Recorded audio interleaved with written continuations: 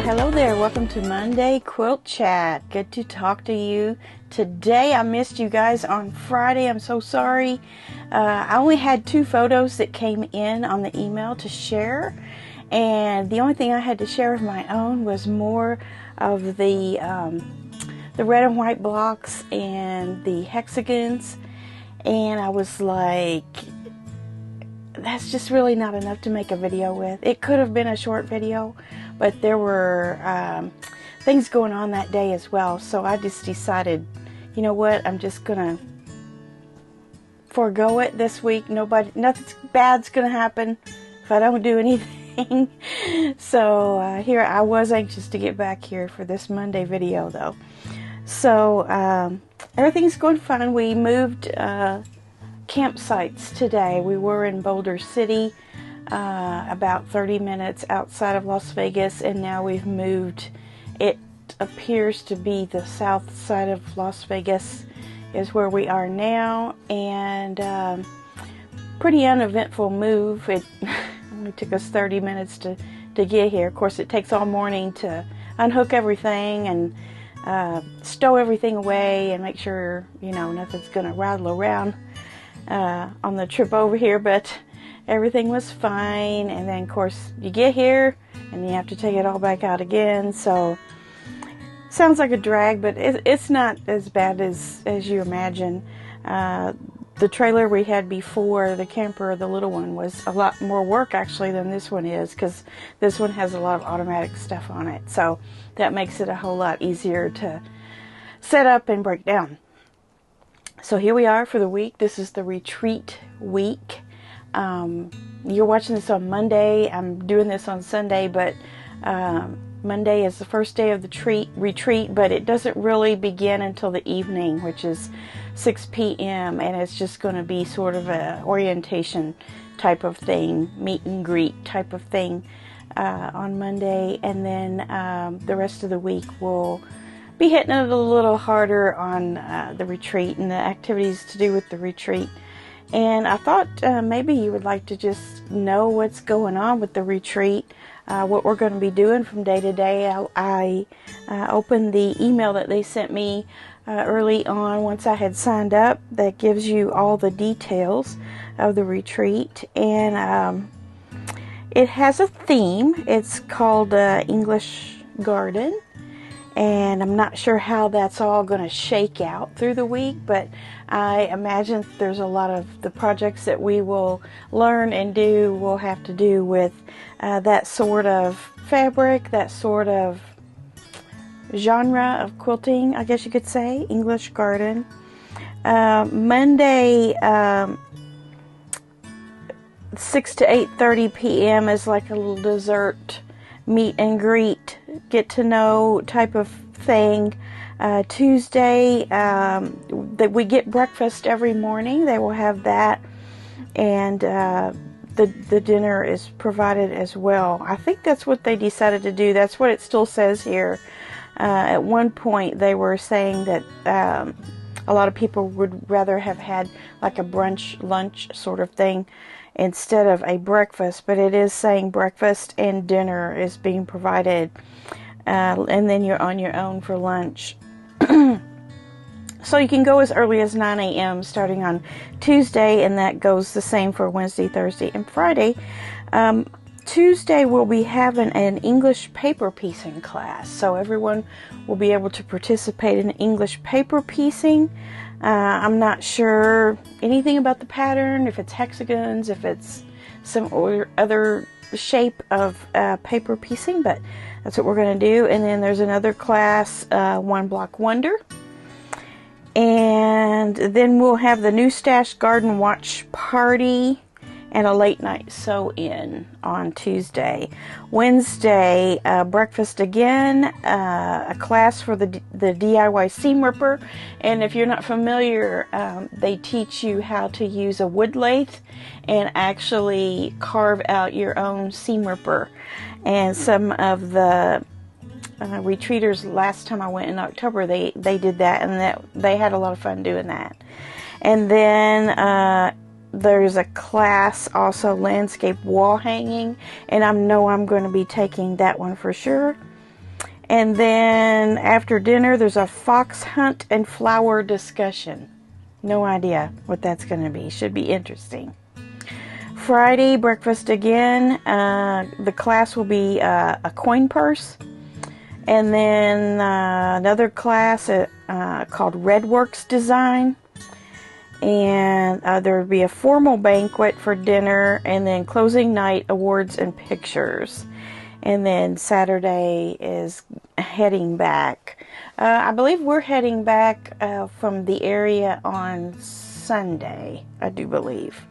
And that'll be our 4-day trip back to Indiana. So I'm getting anxious to get back home, mainly because, you know, I just feel so removed from my sewing area and my YouTube channel. Even I feel like I'm a little bit removed from you all, like I can't focus on projects and what I'm gonna do next. And that's usually my mode of thinking when I'm at home, is I'm just like, what's the next thing, I love that.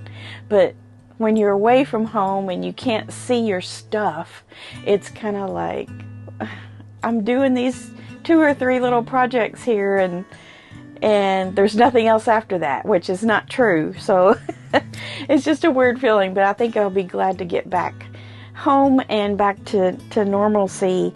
The weather out here has been terrible.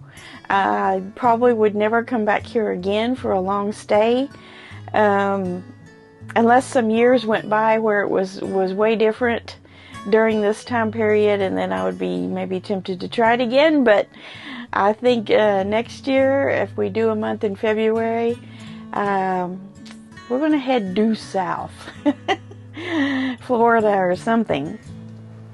So yeah, it's not been great weather-wise. Kind of disappointed in that aspect. But what can you do? The weather is crazy everywhere. There's not really anything you can do about it. You can't predict it. You used to kind of could predict what would happen in Arizona, Nevada, and California area, the Southwest, but not anymore. Texas even. You know, there's just so much uncertainty with regard to the weather. So there's that. Okay, so I have my planner out. I always like to go over that with you. Last week, I was able to work on the hexies every day. I had myself slated for 30 minutes a day, and I did at least that. So it's slow going, y'all. It's just slow going. So if you decide you're going to do a hexie quilt, just be prepared. It's going to take you a while, and you're going to want to lay it down for a while and pick it back up. Lately, I mean, on this trip, I've been pretty faithful to work on it every day. So I'm into it. I'm into it right now. So I'm just kind of running with it. And then the red and white blocks, I had myself slated down to make 5 blocks this week, but I think I only made 2. I have 5 total. Now I have 5. And interestingly, I'll show those to you on Friday, but interestingly, you know, I had my mind set I was going to follow that pattern and put that sashing between them and just put a white sashing between them. But if you lay them side by side, it creates like a third pattern. So I want to show that to you and see what you all think. I might just sew them straight together. It's pretty busy, but you can definitely see the pattern in it. I was afraid with all the different types of red and white, all those different patterns that I had, that it was going to come out, you know, kind of just scrappy looking, but red and white. But you can see the pattern. You can see the snowballs, and you can see the 9 patches, and then there's a third pattern that comes out when you put them side by side. So I'll be anxious to show that to you for the Friday video. And send me some more pictures. I want more pictures for this week's video on Finish It Friday, because like I said, I only got 2 last week. which is great. I appreciate those, and I want to show those as soon as I can. But if I could get a couple more, I think it would be a better show for you. So let's look at the planner and what I have this week. Of course, I have so far the retreat, and so I'm not going to schedule myself too much on those two projects that I'm working on, because I'll be starting some new things over there at the retreat, and I may want to, you know, finish those up in the evening, or I don't know, I might be just too tired to do anything in the evening. So I'm going to write some things in here just in case, just to kind of put it as a goal, but yet give myself a little leeway as far as, you know, I can do it or I can not do it.